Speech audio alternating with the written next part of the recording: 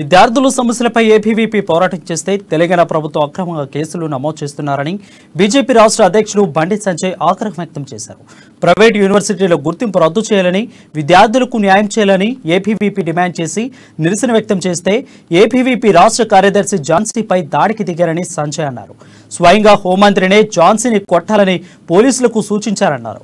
ఆసుపత్రిలో చికిత్స పొందుతున్న ఆమెను ఇవాళ సంజయ్ పరామర్శించారు. ఈ సందర్భంగా రాష్ట్ర ప్రభుత్వంపై విమర్శలు గుప్పించారు.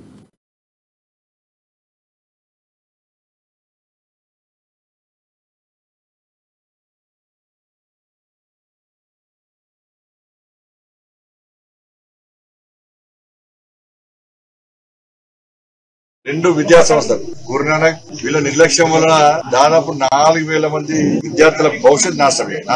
దాని గురించి రాష్ట్ర ప్రభుత్వం పట్టించుకోకపోవడం వల్ల అఖిల భారతీయ విద్యార్థి పరిషత్ మొదటి నుంచి కూడా విద్యార్థుల భవిష్యత్తు కాపాడాలని చెప్పి వాళ్ళకు న్యాయం చేయాలని చెప్పి ఈ కాలేజీ యాజమాన్యం మీద యాక్షన్ తీసుకోవాలి, వీటిని రద్దు చేయాలని చెప్పి ప్రజాస్వామ్యబద్ధంగా మన ఆందోళన చేస్తున్నది. విద్యార్థి పరిషత్ రాజకీయ పార్టీ కాదు, మైలేజ్ కోసము, పేరు కోసము, ఎలక్షన్ల కోసం పనిచేసే ఆర్గనైజేషన్ కాదు.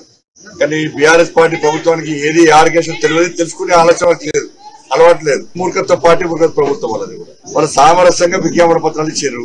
4,000 మంది విద్యార్థుల భవిష్యత్తు నాశనం అవుతుంది, వాళ్ళని కాపాడండి, ఈ కాలేజీ యాజమాన్యం యాక్షన్ తీసుకోండి అని చెప్పి సామరస్యంగా ప్రభుత్వం దృష్టికి తీసుకొచ్చారు. తీసుకొచ్చినప్పుడు ప్రభుత్వం ఏం చేయాలి, అధికారులు ఏం చేయాలి, విచారణ జరపాలి, వాస్తవాలు గ్రహించాలి, వాస్తవాలు గ్రహించి తప్ప కాదా తప్పైతే యాక్షన్ తీసుకోవాలి, విద్యార్థుల భవిష్యత్తును కాపాడాలి.